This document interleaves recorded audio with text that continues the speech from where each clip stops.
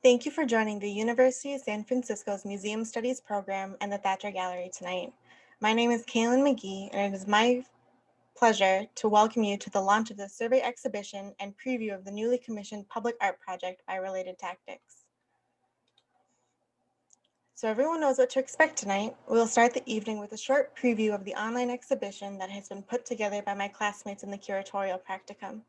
We will then move into a conversation with Related Tactics about the poster series they created for San Francisco's Bayview neighborhood. Then we will conclude with questions. You can submit questions at any time during the event by using the Q&A button on your screen, and we will look at them during the Q&A session at the end of the event. Now, I'd like to introduce you to the curatorial practicum class who put together this event and the exhibition website in 3.5 months, with special thanks to our professor, Astria Suparak, who has guided us through the entire process.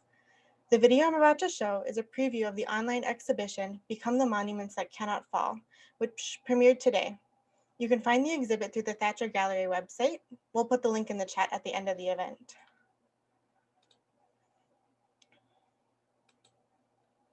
Welcome to the online exhibition, Become the Monuments That Cannot Fall, the first survey exhibition of Related Tactics, a San Francisco Bay Area and Washington, D.C. art collaborative. Welcome to the online exhibition, Become the Monuments That Cannot Fall, the first survey exhibition of Related Tactics, a San Francisco Bay Area and Washington, D.C. based art collaborative that creates thought-provoking work about race and culture. Related Tactics was created in 2015 and is composed of Michelle Carlson, Weston Toruya, and Nathan Watson. This exhibition was organized by Astria Suparak and the University of San Francisco's Museum Studies Curatorial Practicum class in collaboration with the Thatcher Gallery. This exhibition has two parts: a web-based survey of Related Tactics works, including individual members' artistic practices, and a newly commissioned public art project titled The Future Now, which is sited in multiple storefronts in the Bayview neighborhood of San Francisco. For those of you in the area, there is a map with the name and address of every storefront participating in the poster series. For everyone who is not in the area, here's a 5-minute video that gives you a sense of the installations and the neighborhood. As part of the online exhibition, you can find highlights of Related Tactics' previous exhibitions titled Ready, Shelf Life, No Matter the Intention, and Declarations for the New Year, as well as select work from each of the artists' personal practices. Under the Artist tab, you can find more information about each artist, along with links to their website and social media. This research page was put together by the students of the curatorial practicum with resources for anti-racist work that we have found helpful. We'd like to extend an invite to visitors to take action on racial inequality and to continue the exhibition through this work in our own lives. Thank you for coming to our online exhibition.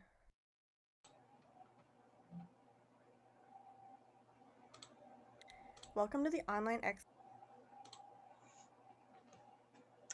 Please go explore the online exhibition after our event today. Now that you've been able to see a glimpse of their work, it is my pleasure to introduce you to the 3 members of Related Tactics. Michelle Carlson is a multidisciplinary practitioner who works across the fields of art, writing, publishing, and collective practice. She also is an associate professor of printmaking at the Cochran School of Art and Design at George Washington University. She currently lives and works in Washington, D.C., so thank you for joining us from the East Coast. Weston Toruya is an artist that creates paper sculptures and installation. Weston also hosts and produced a podcast called Unmaking. He lives and works in Oakland, California, but is joining us from Hawaii.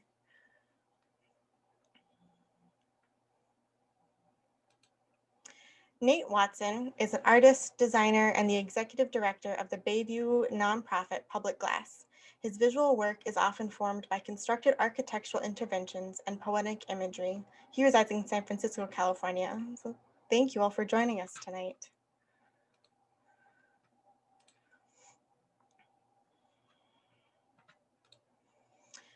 The Thatcher Gallery commissioned a public art piece, which is the first part of our exhibition, and now on view in various storefronts in the Bayview neighborhood. To give everyone a sense of geographical context, point A on the map is the Bayview neighborhood, and point B on the map is the University of San Francisco. Bayview has a complicated history of gathering those who have been displaced and later, through redevelopment, displacing and pushing out those residents. Weston, your artist statement reads, I create paper sculptures and installations to examine the social dynamics, textures, and histories of specific sites and communities. Would you describe what the poster series is and talk about how Bayview influenced the formation of these posters? Thanks for the prompt. It's actually an interesting connecting point between my individual practice and the work of as that we do as a collective. I hadn't really thought about that as explicitly as that. Um, so the feature now that we've been talking about is a series of 15 posters that Related Tactics worked on together. That's translated in 3 languages: English, Spanish, and Chinese, which are installed across 14 different storefronts on the 3rd Street corridor. And overall, the series explores neighborhood histories, facets of Black life in the city, and national politics through a series of instructions and creative prompts with each poster. And we've often used text in our work as a collective because we understand that power manifests through language, and we're always trying to intervene in those systems through that as a tool. And at the same time, we know that we're at this political and cultural moment where we've all been really saturated with pithy sayings and authoritative statements that are sort of cluttering our visual landscape. So our hope is that by formatting the text as almost an invitation to people, that hopefully there's a slightly different approach that invites folks to participate, to reflect, and that also can honor the work that's already happening in the neighborhood, while also being grounded in the themes and issues that we're interested in at this moment. Thank you for that. That's really informative, and it's crazy to think how much text we see on a daily basis, but the way that you formatted all of these is like really gets your attention, especially compared to all the other signs and posters on the storefronts. So this is one of the posters that's now on view in the neighborhood. It reads, create a daily ritual of remembering for those before you who never ceded this land, for those who were forced to move away, and to conjure those who will remember you. I'm going to now take time to acknowledge the land that USF and Bayview stands on. The USF Land Recognition Statement was written by a fellow guest in Ohlone Territory, Kalina Lawrence of the Squamish Nation, a U.S. Performing Arts and Social Justice alumna. As we share space to strengthen our journey towards consciousness and liberation, we must take time to acknowledge the difficult truths of our history that have shaped our current realities. Our collective relationship with Indigenous peoples by this institution, this city, this country, and this continent is an immediate and sincere need of reconciliation and reclamation. Today, we cannot deny the story of this land and its truth that is,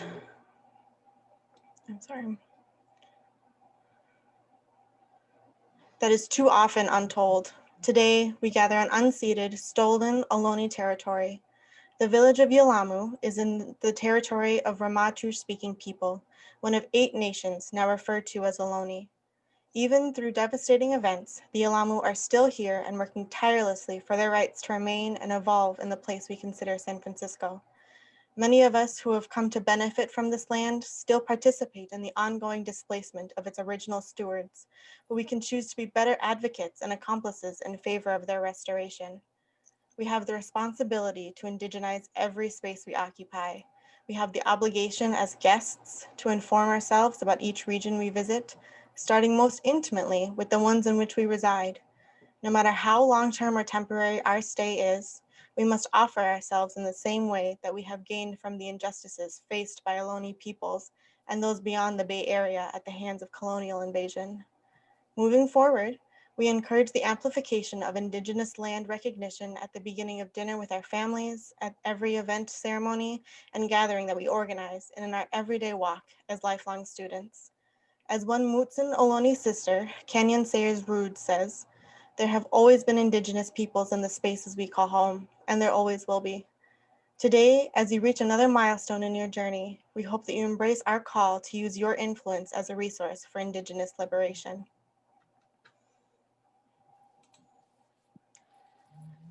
If any of you have questions about resources related to Indigenous liberation or any race-related topics covered tonight, please visit the resources page on the exhibition website for educational materials collected by our class and ways that you can help. So Nate lives and works in the Bayview neighborhood where the Future Now is located. Nate, could you talk about your relationship with the neighborhood and how you're able to create a deep connection with it? You're muted.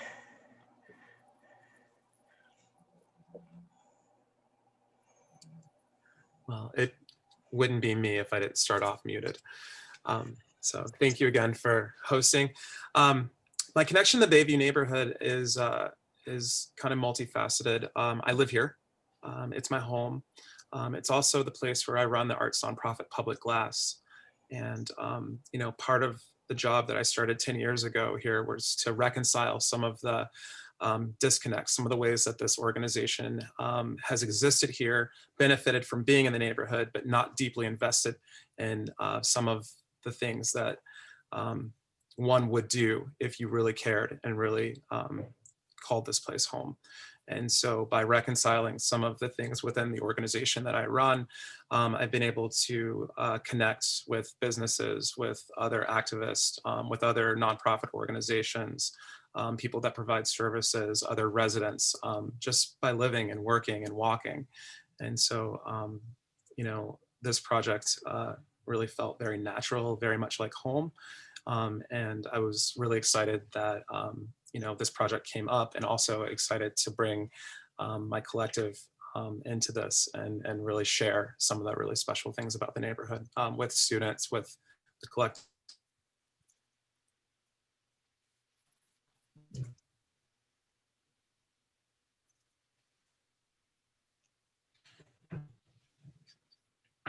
I'm sorry, you froze for a second. Yeah, that's so amazing that you're able to bring like every facet of your life along, like in addition to related tactics, to the neighborhood. That's really special.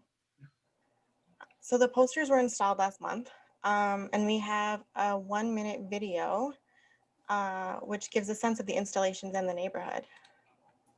So I will get that playing.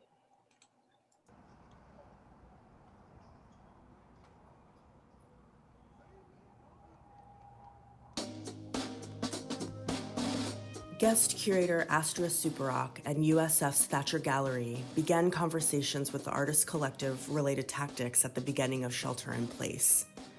Unsure of what the future held, we sought ways to maintain the artist's dedication to social practice and the gallery's mission to bring creativity, scholarship, and community together. From these conversations came The Future Now.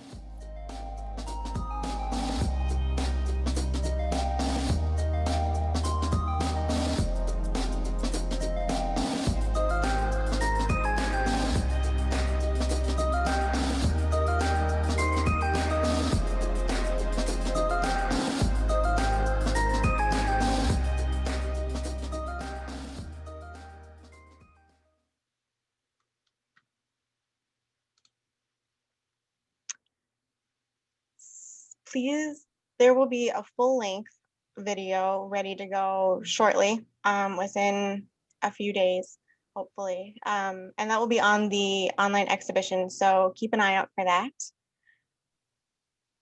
And Nate, again, you were able to talk with some of the shop owners about what it meant to them to participate in the public art exhibition. Here, I have some of their responses. So Barbara Grata from Grata Wines was asked, what made you decide to participate in this art exhibition? And she responded with, 1, being a collaborative history, and of course, I'm willing to lend a hand whenever possible. 2nd, I'm always up for supporting art in many forms. I was wondering if any of you would be able to talk about how the businesses were approached for this project, and were you surprised by which businesses wanted to participate? I think I can weigh in on that a little bit. Um, One thing that's really wonderful about this neighborhood is everybody tends to work together. A lot of the organizations that are formed have been formed by people that always pitch in, that are always down to support one another. And we, over time, have come to know what a good partner looks like. And so, you know, it was pretty easy to identify people who we felt might connect to the project. But also, as we went door to door to talk to the folks that we kind of thought might be into this, we talked to everyone. And so it really was a sweep from the north end of the corridor to the bottom of the corridor. And anyone who we met who was willing to listen and talk about this, who was willing to do this and to kind of partner with us, I think was considered as a potential site and a potential project partner. So everyone, all places were on the table. Some places we targeted because we felt as though they had been overlooked. This is part of the reason also why we had the posters translated into 3 languages. It's about inclusion, accessibility, and really participation on a real level. And so, you know, we really just kind of hit almost every business, kind of from top to bottom. And those who were interested were kind of pulled in. That's so cool. I love that you guys just systematically went for it. Barbara Grata also answered, how do you think your customers will respond to the work? In which she responded, it is important to display artist work, to open one's mind beyond your typical reach, initiating reflection, pause, emotion, etc. And so kind of going off the last question, but was the overall response from the businesses positive? And if it wasn't, how did you handle that? Yeah, it was overall positive, and at times, I don't think anybody, you know, despite how we might approach and articulate and explain, it's an art project, and you know, these folks, the folks are business owners. They're not always studying and looking and watching, and that's why it's also important to do these types of projects in the community on the street level. To involve people means that you care to connect and that you're willing to share in this process of understanding with the folks. So it was a process of learning as well, and it was so much about trust. The folks who participated believed in the projects that, you know, I've been a part of in the neighborhood in the past. It's been 10 years of constant working and being out, you know, spearheading public projects, restoration of murals, bringing other artists together, other things. And so when this came about, I think that people were just really excited to see what was going to happen. And we had to lock down the sites before all of the designs were finalized, all the language was finalized. So there was a period at which, you know, people were committing to this without truly exactly knowing what they were going to show in their windows. So it was a lot of kind of aspirational kind of language to get people ready for whatever might come. And I'm really grateful to all the folks that trusted. Yeah, it really speaks volumes to the relationship that you're able to create with all of them, that they trust you to do this project. Yeah, that was the part I was really moved. I didn't expect, I just didn't really know what to expect. I've worked in our community before, but not on a project that I would have done with my collective. And it was really special to work with Michelle and Weston in the neighborhood that I live in, and really exciting to share with the community that I work with every day. I work in different capacities, and sometimes what I'm doing on one side doesn't cross over to the other. People don't always know what work we do as a collective, and Right. you know, in the galleries and places that we show, people don't always understand what happens at the nonprofit or what happens in Bayview. And I think that breaking down the barriers and walls to all these places and showing this work on the street level in windows where everyone can see is really special. Absolutely. Yeah, I mean, art in so many ways can be so inaccessible. Yeah. And so really putting it out there makes it much more accessible, especially right now. Mhm. So Jackie Norris from JN Outreach answered the question, do you feel art is important to Bayview? In which she responded, most definitely.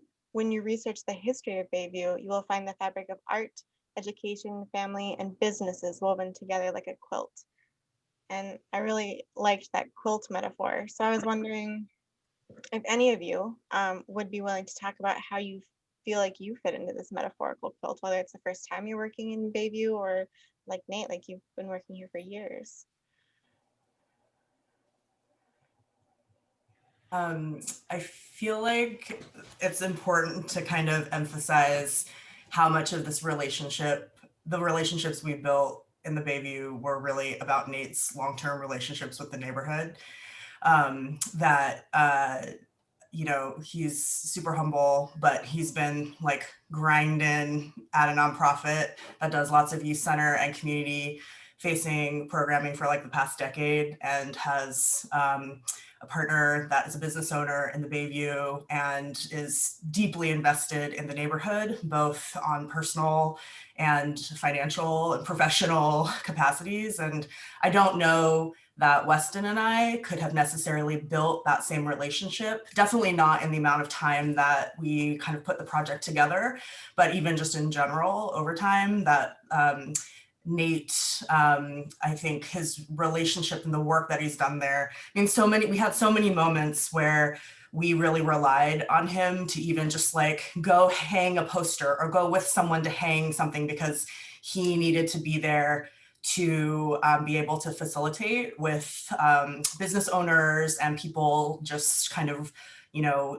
residents who had questions, right? And we weren't, I think that relationship is what made it so that we weren't just like artists with good intentions dropping into a neighborhood and using that space and that history for our own project's purpose, that there was a really deep investment of the outcome and how people, the kind of impact that we could actually have in that space. So I feel like Nate is really the quilt, and like Weston and I are just maybe like tiny stitches that's supporting like the quilt of Nate in this project. But I think that's been like the exciting part. That's the exciting part of being in a collective, is we really can rely on each other's resources and knowledge to to kind of build entry points into communities so we can do the kind of collaborative work we want to do. That's not just with each other, but also with public space and other communities. And I think just a quick note, even building off of what Nate was saying earlier, that I think as a, you know, each of us are sort of multi-hat wearers in different ways. And one of the valuable things for us as a collective is that we wanted a space where all of those, the whole of our practices and work in the world could come to bear and interact with one another, because so much of the rest of life is this kind of siloing of different facets of our work. And so I think this project helped to bring that to the fore in a way, like Nate was saying, that it allowed these different threads of his work to come together in dialogue with the work that we're doing, and really sort of leverage all of those things together. And that's why we love working together.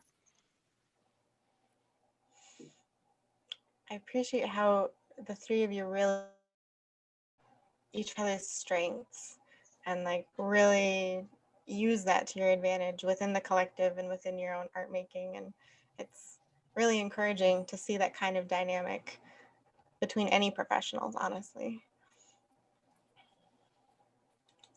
This is our last quote from Eskinder Eskid from Radio Africa Kitchen. He's the owner. And he also responded to the question of what made you decide to participate in this art exhibition, in which he responded, "I've been inspired this year more than any other in my entire life due to the in-your-face style of social injustice, COVID-19, and my 4-year-old son. I would like to do better in what I'm doing and focus on a few agendas that I can conquer in real time." So I was wondering if you guys would be able to talk about how the social justice events of this year influence the topics of these posters.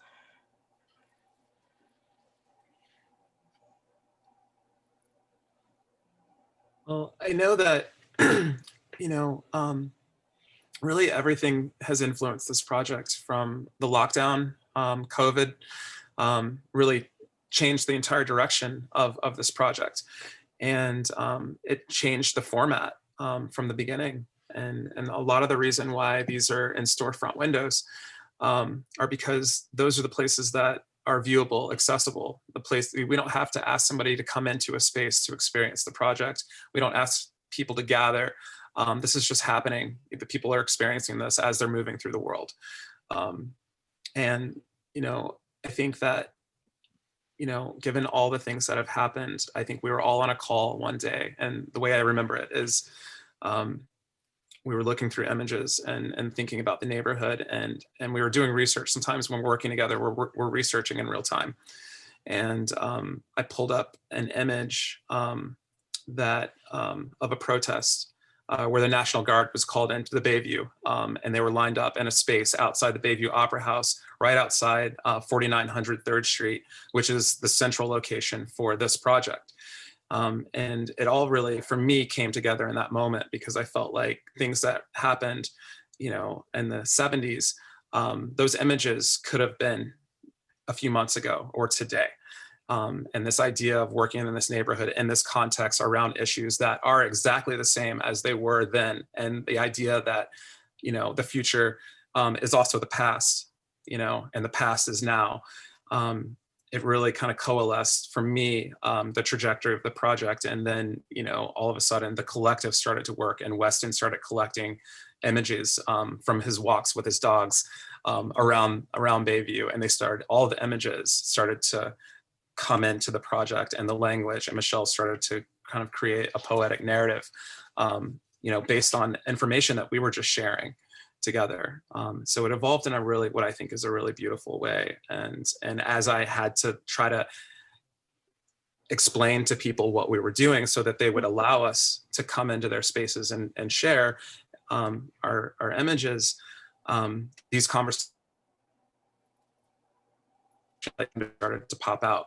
And people got to express in that moment, you know, what they aspire to, what they wish they could do day to day. And they were excited about, you know, art being made, expressions of the now that were being allowed to come into that space. And so I think it just got everybody really excited and thinking about what they can do in this moment as well, what a chef can do. We're artists, we work in that way, but everyone in this neighborhood plays a role, and we all have a role to play. And I think Iskender was expressing a little bit of that.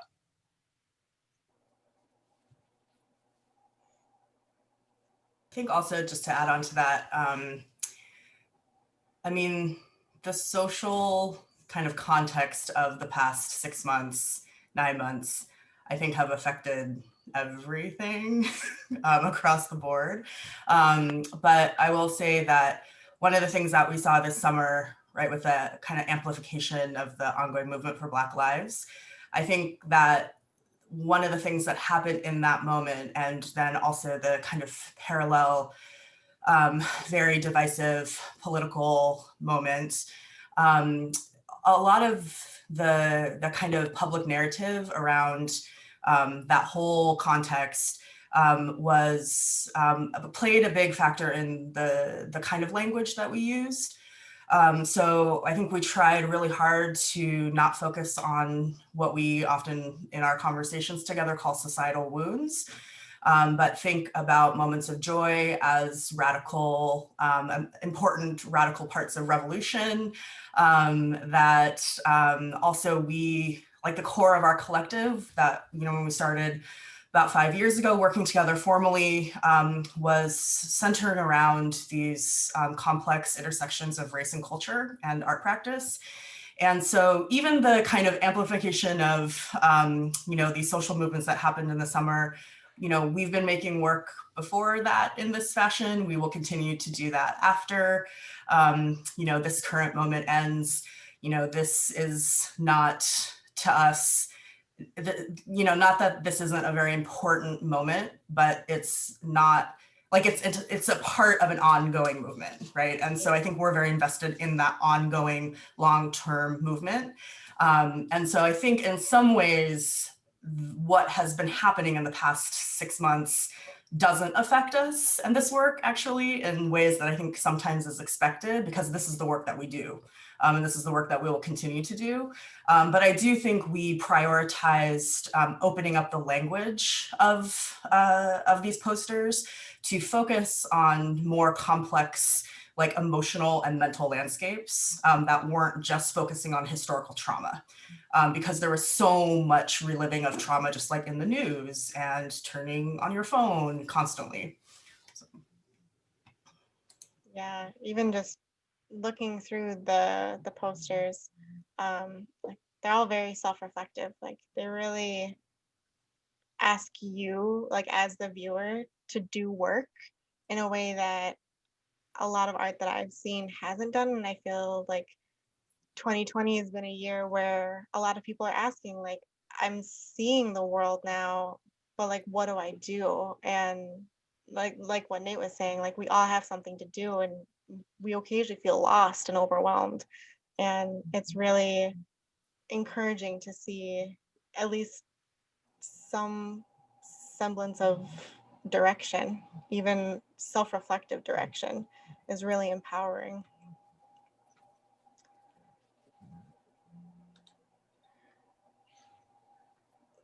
So I'm gonna end screen share for a little bit.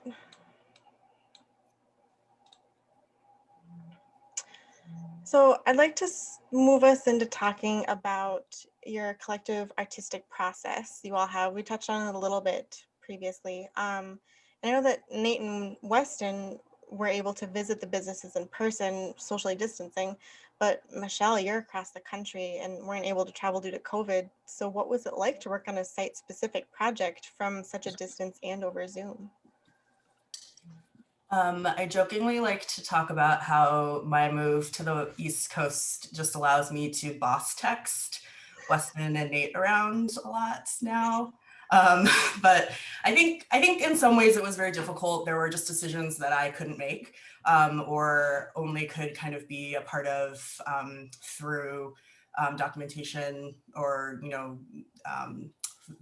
photos, video, things like that. But I think Nate, Weston, and I, even when we're in the same Bay Area region, zip codes, we don't work together. We work. I mean, you know what I mean. We work together, obviously, but we don't really work in the same space very often. So actually, putting this project together was very similar to, I think, how it probably would have gone if I was still living there. To the extent that we really did rely a lot on Nate's kind of presence and relationship to that region and that neighborhood. And we, have a lot of meetings via Zoom anyway, and texts, and we joke also, but it's also kind of not a joke, that most of our projects happen via text messaging with each other. And that's essentially how this was created. And a lot of work, like Nate said earlier, a lot of workshopping together. I definitely think in the moment of installation, that's one of the first times I haven't been present for the kind of installation of a project of this scale, even though everyone in my collective knows that my role in the installation process is usually just taking photos to Instagram. But I think that a lot of the kind of organic aspects of installation or the last minute kind of parts of the process, definitely it was very strange to not be a part of that, to kind of get texts that are like, oh, these are up, we put them up, what do you think? And you're like, oh yeah, looks good.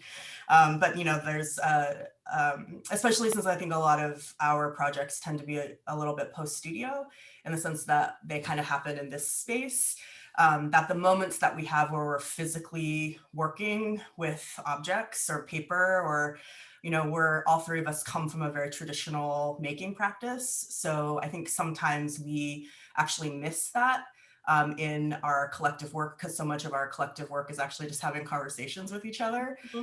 So, I definitely did kind of miss the small moment where in this project we would have been handling the material. But I think in a large part, it was actually pretty on track for how we put projects together. That's awesome. I mean, who knew that you guys were ready? for this strange situation that we find ourselves in. So I have two poster examples that we can use to talk about how you all developed the posters. We talked about a little bit, and how you chose the images and text on the posters. And related, how did you match each poster with each location? So I can reshare it if you guys wanted to start.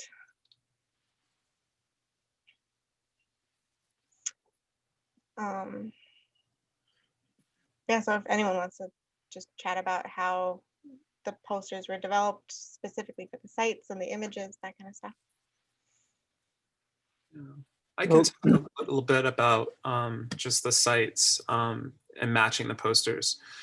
Again, it was so much about feeling it out.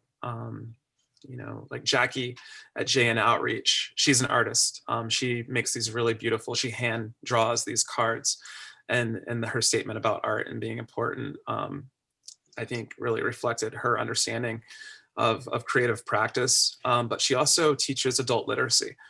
And, you know, she sends messages, she'll text message me once a week about self-care and making sure that I prioritize like healing, and that I calm my, you know, and it's just like, and she does that for everyone in the community. So to try to give something, or to try to match some sort of messaging that tells people who she is and what happens in that space when she's not there and the doors are closed, I felt like it was an incredible opportunity and really precious. And then this poster that's on the screen, Embody the Stories of Our Elders. You know, they're folks on that corridor that we all look to for guidance. And, you know, some of those folks congregate around the Jazz Room, which is an historical, like, you know, a venue for gathering and a place where people who are from here go. And I thought that it was also really important to acknowledge them in those spaces where they live. You know, and they're all new people and younger people into community. Some of the choices were really natural, you know, and so yeah.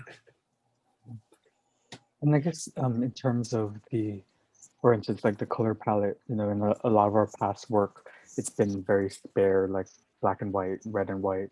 And I think that kind of really like stark contrast declarative form didn't feel appropriate to the project, and the nuances, sort of like what we were saying earlier about trying to choose the right tone and language and invitation to the audience. I feel like that carried through into the aesthetic decisions as well. We really wanted to choose sort of a palette that felt like it reflected the community, and Nate was talking a lot about the color palette of the neighborhood broadly, and then he specifically mentioned this external wall of Kennedy Market, which is one of the sites that one of the posters is located at, and it has this wall of bougainvillea along it, and so and the market itself is this sort of like bright pink, and so we're thinking a lot about colors of bougainvillea and how those might be able to convey this sense of vibrancy in the neighborhood, and particularly also because, you know, a lot of the issues that we're engaging with in this project can be painful, and like Michelle was saying, are about kind of these societal wounds, and so we wanted to have something that help build upon that and give this sense that we're trying to convey throughout the whole project around what are the ways that we work together and builds off of those, and not moves beyond, because it's the thing that that folks are continuing to grapple with and deal with, but to find a way to flip it and to build off of it. And then I think specifically within this poster, you sort of see the arrows moving through them. And that was a motif that we carried through all of the posters, to sort of give this sense of, again, driving upward and forward and moving, this sense of movement to reflect both social movement and sort of individual actions that build upon one another to propel the neighborhood, society, people forward in these times. Yeah. We also have this poster, which matches Michelle's background. Yeah, and that Nate was saying earlier, he was referring to the photograph of the National Guard soldiers and police outside of in the intersection near 4900 and the Bayview Opera House. That was in 1966, after the murder of Matthew Johnson Jr., a young Black teen in the neighborhood by police. And so we were really struck by the ways that there were these echoes in these images that felt very familiar, and unfortunately very familiar because of the recurrence and continuing violence, state-sponsored violence by police against the Black community. And so it felt important to sort of take that image and as a way, and also I think that that image struck us because of the way that it documented the police action. So much of the discourse has been about like quote unquote rioting and violence by the community, but without and in that process erasing the role that police have played in perpetuating this violence. And so this image was striking because you can see them crouched there, the bullet casings on the sidewalk there. And so it felt important to center that in a way in constructing this larger narrative about what's happening. Yeah, and that poster specifically is on the Bayview Opera House office window, right across the street from the Opera House.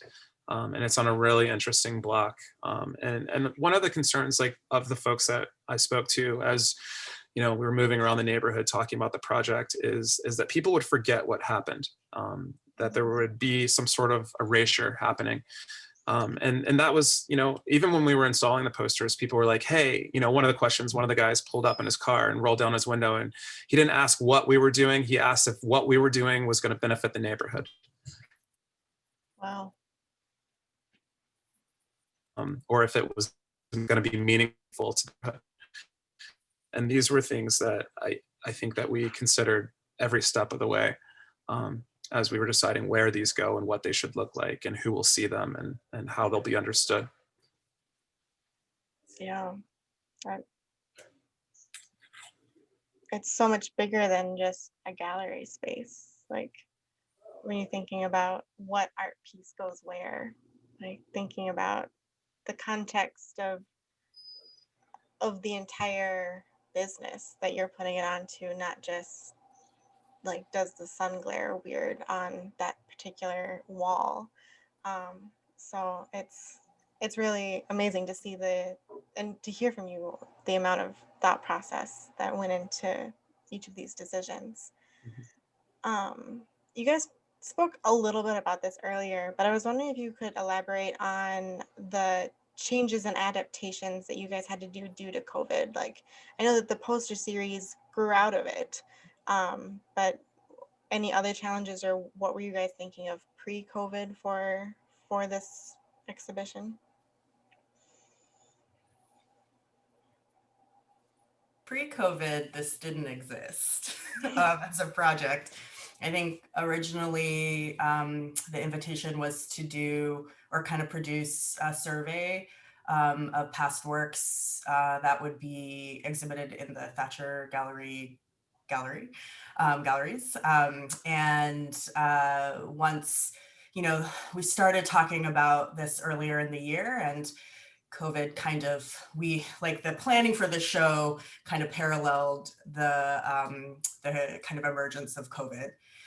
So every month, just like the world changed bit by bit, the project also did. And then I think at a certain point, knowing that we're also kind of all either in or, navigating academic systems, kind of just understood that this fall would be different and we should prepare for that. And so in the summer, we essentially pivoted to producing something that we hoped would have at least some chance of having some sort of engagement with the public that wasn't just kind of pushing something online. And I think we feel very strongly that online spaces, on like digital spaces, are, you know, form and material. And if we were going to, you know, create a project just for the internet, that we wanted to be able to create a project for the internet, considering the internet as form. And I think that was not necessarily in our capacity at that time. So also thinking about everything that was going on in the summer and the conversations we were having as colleagues and friends, this project kind of came into existence. We also work in posters a lot and text, so it wasn't a huge leap for us. But definitely having things in public, you know, really in public spaces and not in gallery spaces was was the kind of transition for us. But we essentially created this because of COVID, in response to it. And also knowing we wanted to work in neighborhoods, but we also didn't want to consider a neighborhood and those histories and the community in that neighborhood as material that for artwork that then would be exhibited in a gallery somewhere else outside of that neighborhood. So those were the kinds of conversations we were having when we started to kind of evolve the project. That makes a lot of sense. I mean, it's nice that you guys created a whole project just for COVID. Like, I feel like a lot of people were not at a stage where that was possible in whatever projects they were working on. And so for it to fall during a time where you guys could really just turn 180 and be like, nope, we're just going to create something brand new that's 100% applicable. And as a class, it's been quite enjoyable to work on and to see how the three of you have worked together through this platform. And all of us, like my whole class is all over the country. And so like we've also faced a lot of the same challenges of, you know, figuring out who's where, when, doing what.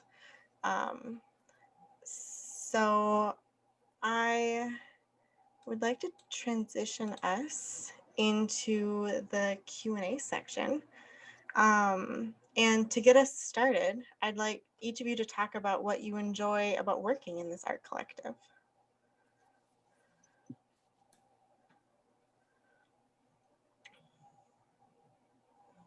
Weston, you should go first. Let's see. You know, I think I said some of it earlier in terms of that this was really about creating a space where we could recognize the wholeness of each other's practices and work in the world. And I think also that there's something interesting and challenging about the fact that it is so different from our individual practices, that it's like there's something in the work of that. Like it's a challenge, and it takes a lot of conversation and like pushing one another to really reflect on how how to make the projects make sense for each other and in dialogue with one another. And I think there's something very that challenges each of us to grow in new ways with each project that I really respect and enjoy.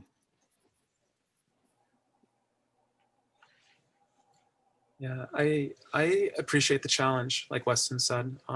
You know, all along the way, no matter whether there was momentum around a certain idea or certain aspect of the project, there was always the question, why are we doing this? Like, why is this important? How is that going to work? How will this be received?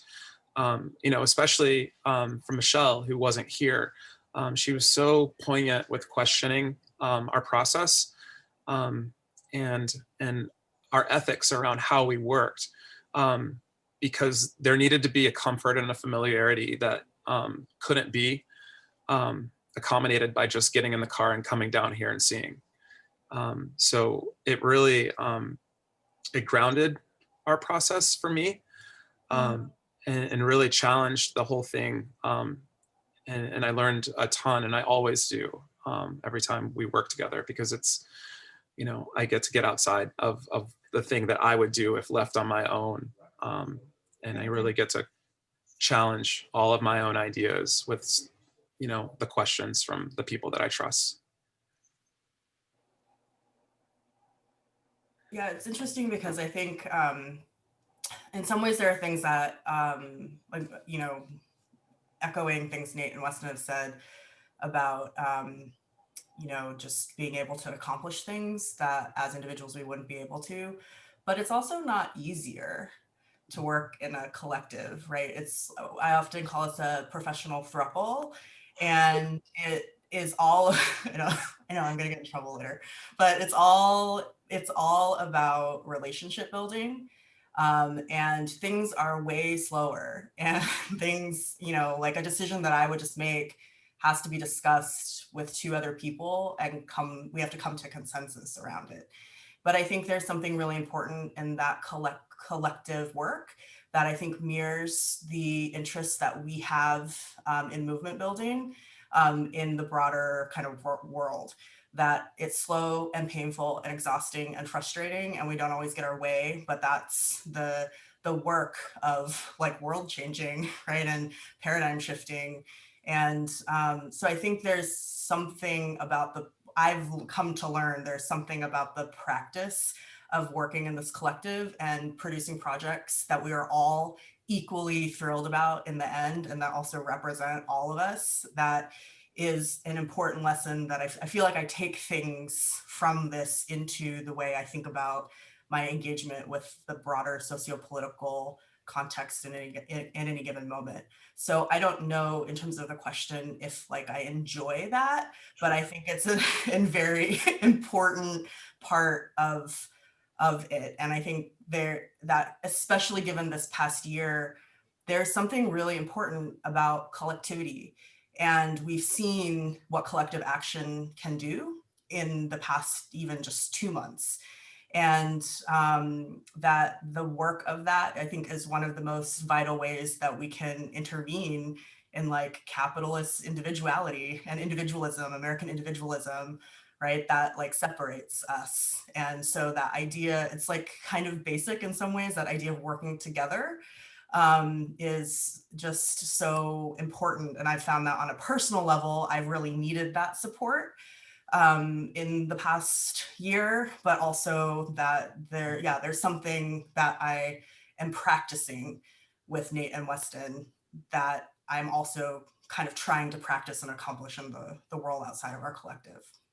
And I think, I guess, building on that, I think there's something also that to the fact that we do exclusively frame ourselves and talk about our work as being the work of a collective of color. And I think one of the ways that white supremacy impacts us is that it centers itself and makes it difficult oftentimes for different communities of color and people of color to build connections with one another that aren't having to be routed through the center of whiteness. And I think so part of that practice and that building and that challenge and the ways we have to push one another, I think, is in having that framework and that relationship building be a part of that whole process as well. And so I always find it very challenging when we do have to step back and be like, all right, we're assuming that we understand like our perspectives or the histories of our community, and no, we need to step back, talk about it, help make sure all of us are on the same page. And I think that's always this very productive process that is core to who we are and why we formed. That makes a lot of sense. That's really like the fact that you guys can identify when you're not getting it with each other and then be able to take a step back and be like, okay, we're not getting it, let's talk about it. Like that's a form of healthy communication that I wish would be adopted by many more people because that's spectacular. So going into the Q&A, we're getting some questions from our audience. And Christine is wondering, did the process of creating the poster series surface any questions, reflections, or insights into Black and racial tension or solidarity?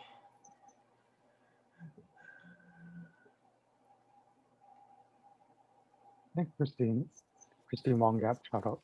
Yeah. That's a really great question. I mean, I think some of it may, I think, still unfold as the project continues to live out in the world.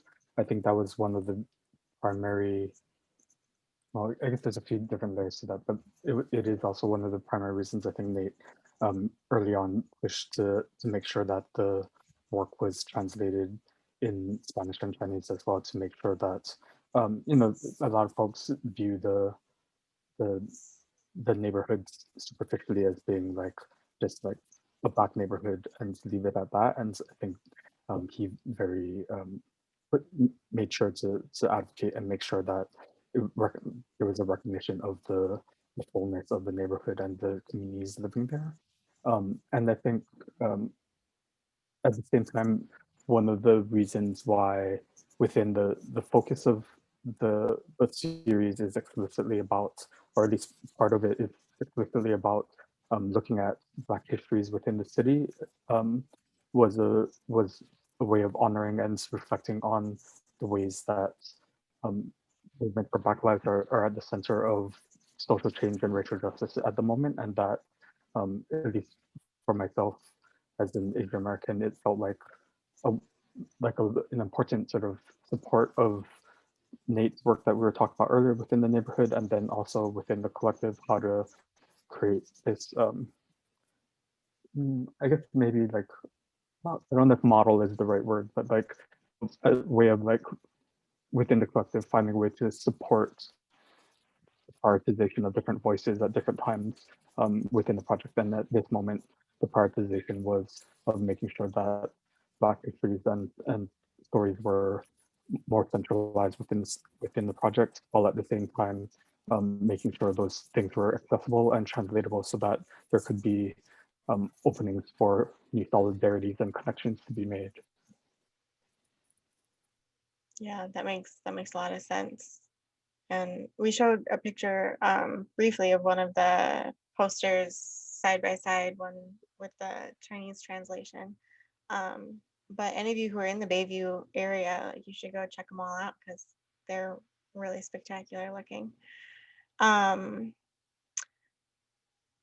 So Dan Waleski is asking about the quilt metaphor, and if you found it challenging, that challenging normative systems in Bayview are unraveling this quilt, and adding to the quilt, like, is it changing the quilt? Is it rebuilding it, improving it?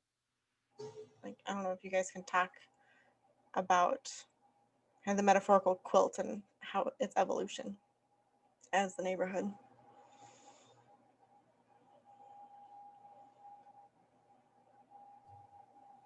I'll try.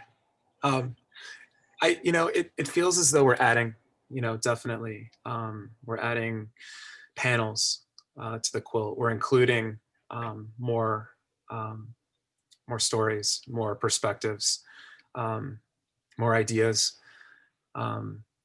more understandings of this place. Like, 10 people walk across, the same path, and everyone sees something different. And I think that that's what's happened with some of the posters and the way that people are viewing them, and how people are engaging and understanding themselves in these moments where these messages are asking them to do something, asking them to pause, to consider, to think about, to leave something behind, or just to read it.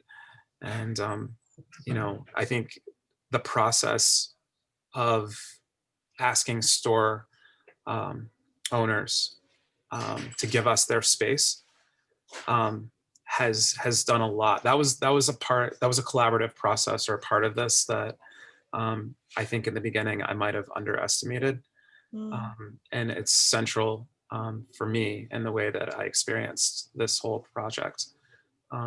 I do see them as collaborators, and this conversation has accelerated in our neighborhood.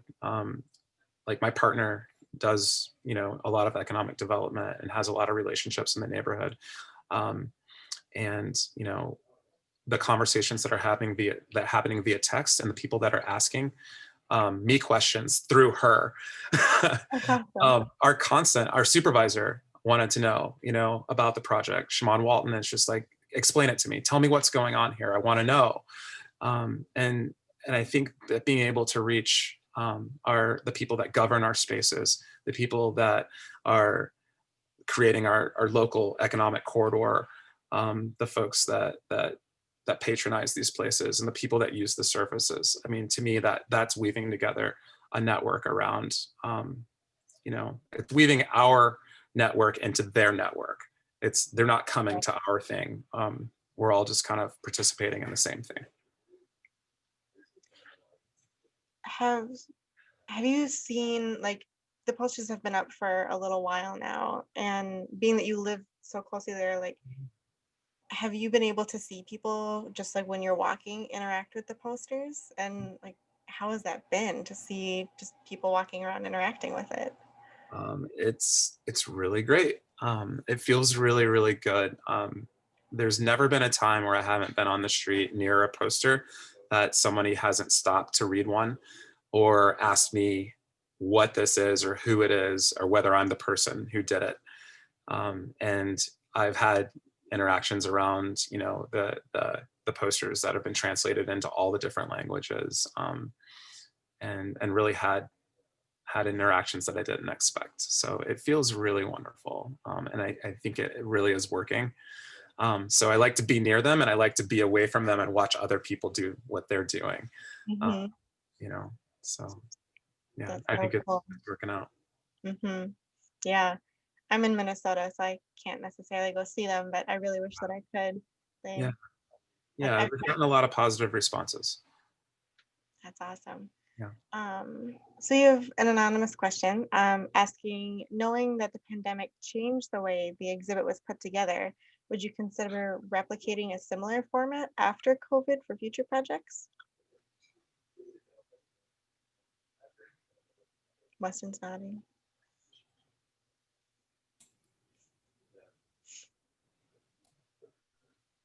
Go ahead. Oh, well, I guess short answer, yes. Mhm. We actually had a parallel project that took place a little earlier than this one that was in the storefront windows of Southern Exposure that that was sort of like a sibling to this project in some ways. And so working in storefronts is something that um, we're learning more about and building into our repertoire. And we actually have a project that with Palau Art Institute in Berkeley in the San Pablo corridor next year, or the next 14 months or so, that will also be using public spaces and as a way of engaging the neighborhood. So it's something that we definitely are being skills around and learning to utilize to speak to a broader audience than we might be able to otherwise. That's awesome that you guys already have something in the works for that. So one of our classmates, one of my classmates, was wondering, during your work as related tactics, what has been the most standout opportunity that has come from your exhibits and community outreach? So like the whole time of related tactics, like what has been a standout opportunity that has come from it? I can start us off. I think one of my kind of favorite moments, we were invited to produce a kind of art booklet called Shelf Life for a project that Stephanie Sahuko, a local Bay Area artist, um, uh, uh, it was for a project in collaboration with a project that she created for SF MoMA called Added Value, where she essentially was thinking about the categorization of knowledge and created this very intensive 2-day book sale that was partnering with the Prelinger Library folks and the San Francisco, oh my gosh, Weston, what's the Friends of the SF Public Library. SF Public Library. We were invited to collaborate on the project to bring kind of a very specific critical kind of decolonial lens to the project, and then also create a takeaway pamphlet that we titled Shelf Life, which invited visitors to take the pamphlet home and think about their own bookshelf and what bodies of knowledge are constructed in your home library. And I think like most people, myself included, I don't really often think about my bookshelf as creating like a body of knowledge. So we were asking folks to think about what do your books say about you? And we had all these kind of different categories and a sticker extravaganza where you could sticker the spines of your books if, you know, the book privileged the perspective of a white male protagonist. And we redesigned that pamphlet with Vivian Sming at Sming Books and Objects. And we had the opportunity to take that project to University of Augusta in Augusta, Georgia. We were invited by the art department in collaboration with the sociology department. And we got to work with 2 different classes of undergrads at the school to kind of re-sticker some parts of the library, the school library. And I think for me, that was a really amazing kind of recreation and engagement of the project that is kind of meant for people to just go home and do on their own. And we don't necessarily have a way, or haven't yet, you know, kind of produced a way to close the loop on that project.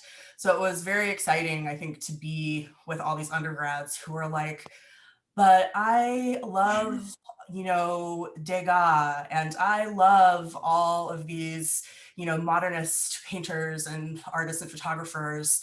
You know, how could I even critique that? Like, how could I critique all of these, you know, artists or folks in the canon who have taught me everything that I know and love about being an artist? So it was this really kind of amazing moment where all 3 of us got to like sit in this library with undergrads, just like stickering the collection and thinking and talking about what does it mean to critique the things you love and the things you revere, and how do you hold space for that duality where something you can love something but also be very critical of, you know, its function or operation as well. So I think that's mine. Critique of the things that you love, I think, is the most important thing to critique. Like, if you love it, you have to be able to step back and really, really look at it. That's so cool. So for any of you who are not familiar with the exhibition, you can find it on our exhibition website. So go check it out, and you can still buy the little booklet too. It's $5. It's lovely and tiny and very, very informative. Nate or Weston, do either of you have thoughts on that question?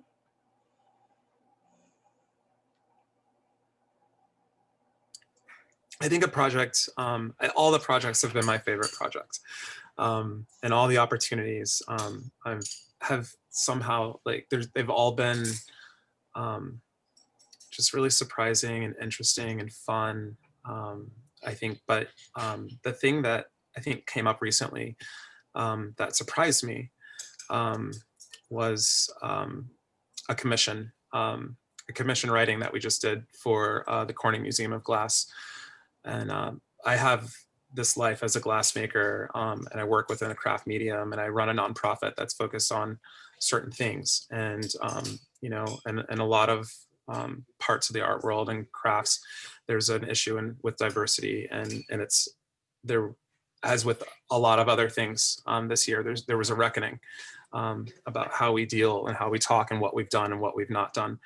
And as one of the few people of color in that field, all of a sudden people were coming to me and asking me like about their diversity statements, about whether or not they've done what they should have done and how to do certain things. And it was overwhelming. And as usual, you know, I lean on the people in my circle, and this is my collective, but these are my friends. And somehow through networking and our community coming together and asking questions, we ended up with an opportunity to write something for a new glass review that comes out every year. And we did it in a week. And it was titled The Whiteness of Glass. And it was something, that I don't think I ever would have imagined would have been a related tactics project. And probably wouldn't have if I hadn't had a foot in this other world. But Michelle and Weston really supported me through that and came up with something that I think was really impactful for a field that is peripheral to kind of where we generally direct our projects. And I thought that the result was really impactful and it was really special. And it was surprising to me. And I think it illuminated some of the things that we can do working together that don't always seem very obvious. We always ask ourselves, is this a related tactics project? Is this what we do? And I think, if this had come up in a different context, that was a different time than when it did, we might have said, no, this isn't what we do. But in that moment, I think them supporting me is what we do. And so for me, that was really important and really special. Can you elaborate a little bit more on that thought process of thinking through, like, is this what we do? Like, what additional questions do you ask yourself to come into an answer?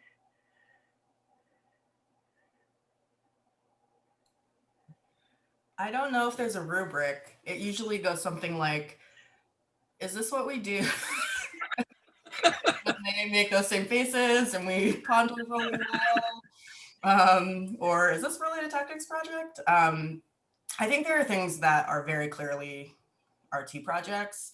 And then I think there are things where, for this specific example, also shout out to Christine Wong Yap again, who I think is in the audience, who was the guest, I think, curator editor for this particular issue that we found out happened simultaneously, and we're very excited about the surprise collaboration. But I think the questions we asked ourselves or each other were more in line with what does it mean for us to kind of engage with a community and like a part of the art world, a community of the art world that has its own set of politics and its own set of histories in relationship to the broader craft world, in relationship to the broader arts world. What does it mean? We know what it means for Nate to participate in critique of that, but what does it mean for Weston and I to then also engage in critique of that? And is there something that's inappropriate or ineffective about that? Or is there something that would be offensive? Right. Or, put Nate in some sort of jeopardy or, complicated situation. So I think in that specific case, those were the questions we're asking. And often they are, when we're kind of asking if this is a project we should do in this context, it would be about like a particular thread. And if it makes sense, even though as a collective we're a unit, we're also 3 individual practitioners who have our own histories in different communities, and that all comes to the table in this context too. So, and also I think how people read identities and histories onto our own bodies plays into it. So we're also trying to think of, are there things that are unexpected that could be read onto us that we may not, intend, but that could make the project take a complicated, unexpected turn. Right. That makes sense. So we have time for one more question. And this question also comes from my curatorial class. And we're all kind of wondering what future do you all see for related tactics, and what expansions would you like to make? Is there ever going to be a 4th person? We're just curious what the future looks like. Well, in 2 weeks, we'll be having a strategic planning work session. So maybe we could circle back that. We to kind of speak to the number of us, we talk all the time about bringing in another person officially. There's like a whole crew of people that help us with projects that we like, that would make it, we could not do anything we did without all these people, including the affinity group called Partners of Related Tactics. So all of our partners are also dragged into everything all the time. But we also have designers and fabricators. I mean, there's just like all sorts of folks, many people on this call who we couldn't do any of the work we do without them. I think we don't know about bringing in a third person. Part of how we work as, again, a professional throuple is that we actually rely on the fact that we've been very close friends and colleagues for like 16 years. And there's like a shorthand, and there's a level of trust that not that we don't want anyone in that, but I think we are afraid of imposing that onto someone else. But I think it's something we think about all the time and bring up all the time, for a lot of intersecting reasons, like what it mean to expand like who we are as a team. Right. That makes a lot of sense. Did either Nate or Weston have any final thoughts? Michelle, too, any concluding words for the evening? Jennifer Wofford threw down in the chat a beach volleyball battle against MOB. So we're gonna have to train and get ready for that because I get beat by them. Oh, I feel like we would get beat. We're like indoor kids collective. Maybe it could be like a virtual volleyball match.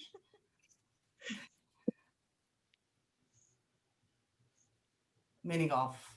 There you go. Mm-hmm. Seems less aggressive. Okay. Okay.